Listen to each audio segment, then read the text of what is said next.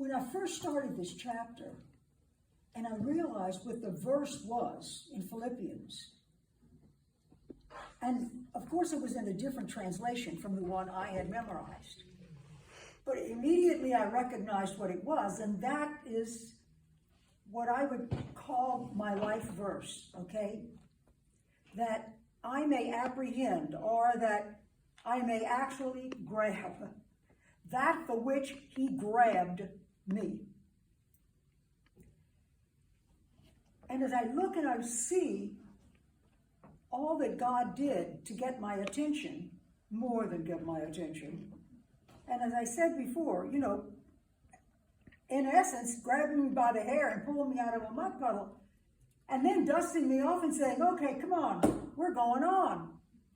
And I, yeah, okay. And then he surrounded me with some of the sweetest, nicest people on the face of the earth. And that was a lovely thing. But I realized when we first started this that this chapter was going to be different for me because it's concepts that I had lived with, because I think it is. Becoming a Woman of Purpose, this book that we just finished, I don't know, I would be interested to hear what of your praises of this thing, but I think that it is probably the most challenging study that we have ever done in 32 years. I found this very challenging. I thought she was ringing bells that very few people ring. And you don't see this kind of stuff often. And it was as serious as anything. And I looked at it, I thought, oh, wow. I think, looking back, yes, we're coming to the end of a 32-year run, which is kind of unusual to think because I'm only 35. But when we began Manna in January of 1989.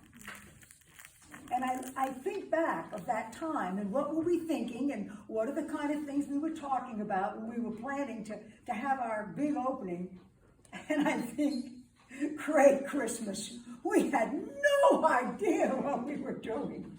We kind of thought, we had this idea that, yeah, we wanted to have like a women's ministry that had like kind of Bible things in it and all, and yeah, oh, maybe, oh, we could even throw in a retreat and have a good time. Oh, yeah, good time. We were good at that.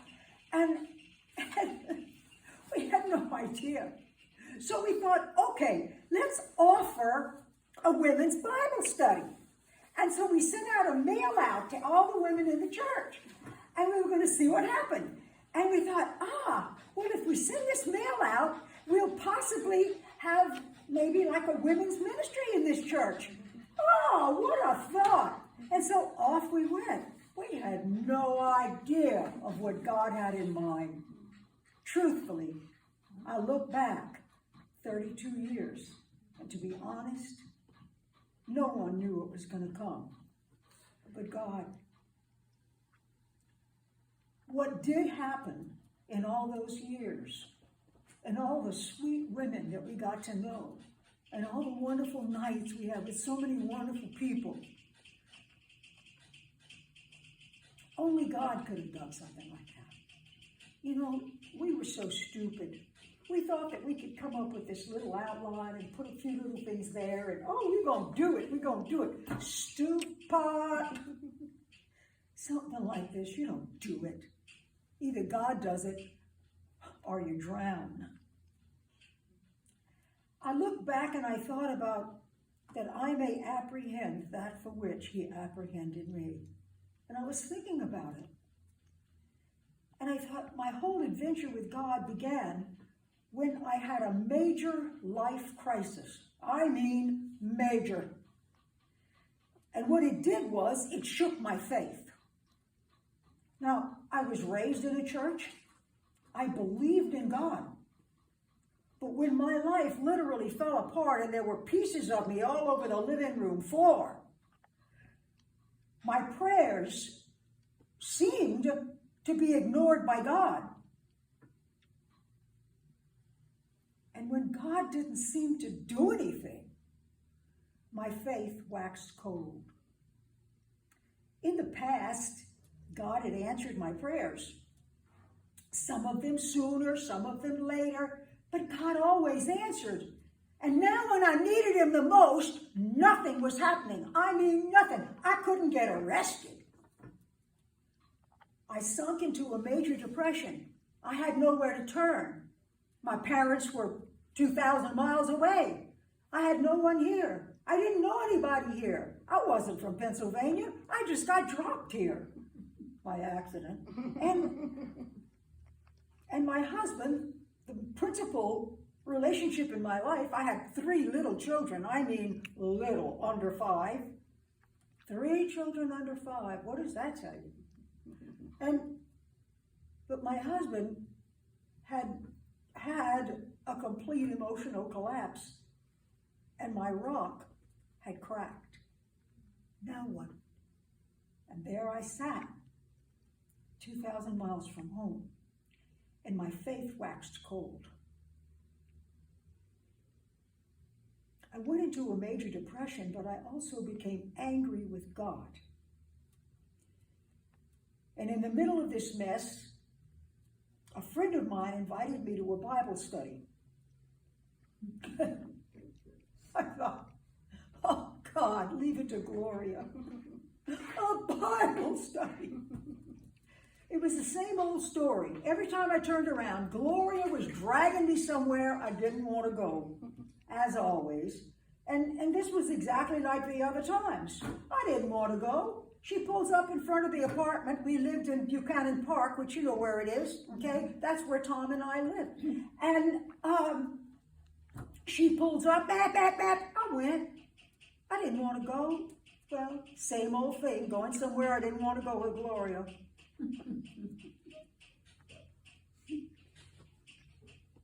I only went to shut her up, okay? I was in no mood to go hunting for a deeper relationship nowhere. For God's sake, I talked to God all day and he by and large ignored me. I wasn't really too thrilled. Why was I doing this? I don't know. It was because we had a pattern, me and Gloria. She'd come, she had a thing, I wanted to shut her up, so I'd do it, okay? And this was the old pattern, man. That's all I wanted to do was to shut Gloria up.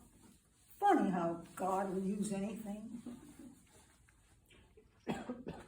And here I was. Some of you know the Cricks. I arrived at the Cricks living room and walked in, and there was about 5 or 6 ladies sitting around there, sweetest people you ever saw in your life. However, you got to realize I was 27 years old, and they were considerably older. And I thought, oh God, is this boring? So, however, as the night went on, I kind of looked at them and I thought, they went around the circle, they shared their little insights, and what I found was that they had a very lovely, simple faith. It was so simple. There was nothing complicated about it. This one had a problem. We're going to take that to the Lord. And they did. And then this one over there said, oh, yes, we did that last week. And guess what happened? And they had an answer to prayer. And I'm watching all this and I'm thinking, answer to prayer, give it to the Lord. I can't get arrested. So it just made me really angrier. But as I looked around that room and I examined everyone, and the prayers that they were asking were not simple and stupid. Those women had trouble in River City, but they weren't black clouds. I was. I needed to listen, and I knew it. It was like taking an iron tonic. Weeks went by, and my crisis continued. I needed God to act on my behalf. I wanted him to get me out of the mess.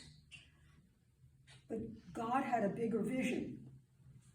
God was calling me to become a woman who wouldn't be focused on her own purposes and her own ideas about her life.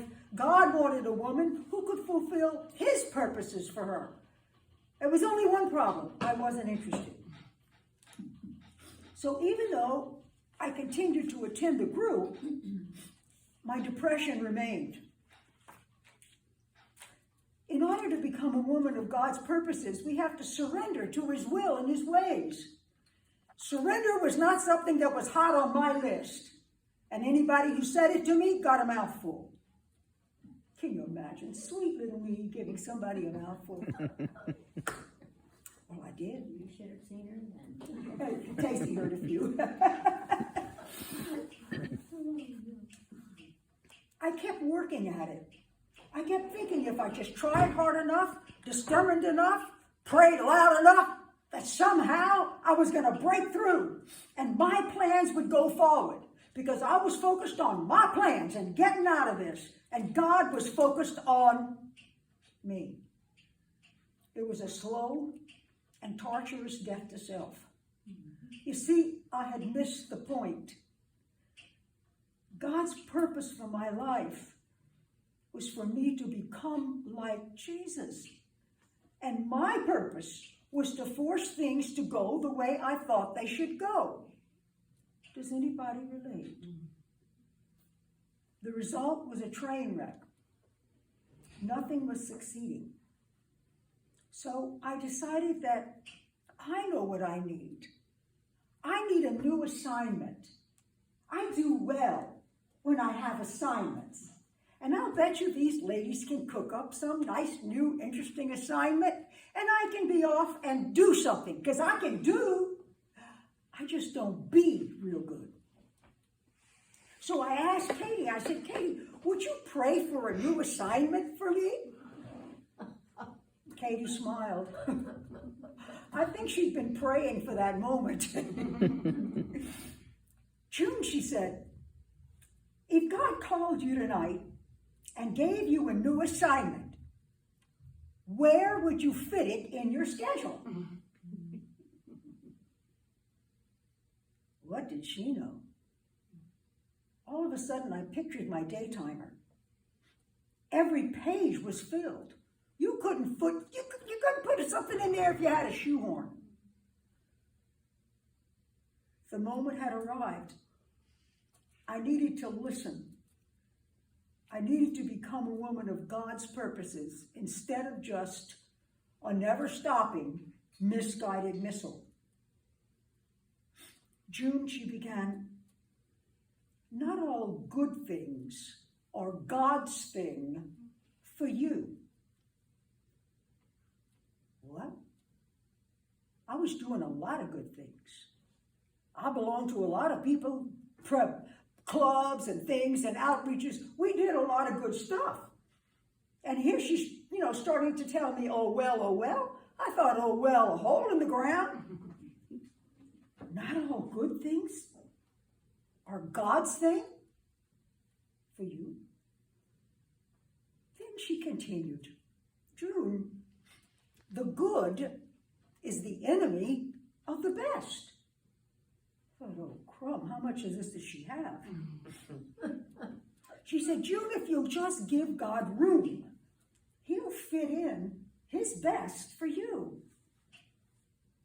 In the meantime, June, she said, you might want to prepare and get ready. Get ready for what? She continued. June, she said, God is looking for servants who are prepared and available. Wow. No wonder I was continuously frustrated. Let's face it, I really wasn't available for an assignment from God. My schedule was tighter than Dick's hat band. And I never gave any thought to being prepared. I didn't even know how to get prepared. Where do you start? So I thought, okay, I'll just ask her. I mean, what have I got to lose? We're that far, we're deep into it. So I said, how do I prepare? Well, she said, God says that his word is food indeed. So why don't you become focused on learning how to prepare his food? Now, June, why don't you buy a little notebook and begin to write down the insights that you get during your quiet time? Okay. And then she looked at me and she said, June, if you fill your pantry with his food, God will bring others for dinner. So I bought a red flowered notebook. Boy, was it loud. And I began to collect my little insights. A few minutes each day, I'd read his word and I'd listen for his voice. And over the next few months, the notebooks began to multiply. And in due season, sure enough, God sent guests for dinner in the Word. I had been full of good works, but the good is the enemy of the best. My life was overflowing with good things, but I wasn't available for God because I was too busy. God calls us to be women of his purpose. I know the plans I have for you, says the Lord. And God speaks to those who will listen.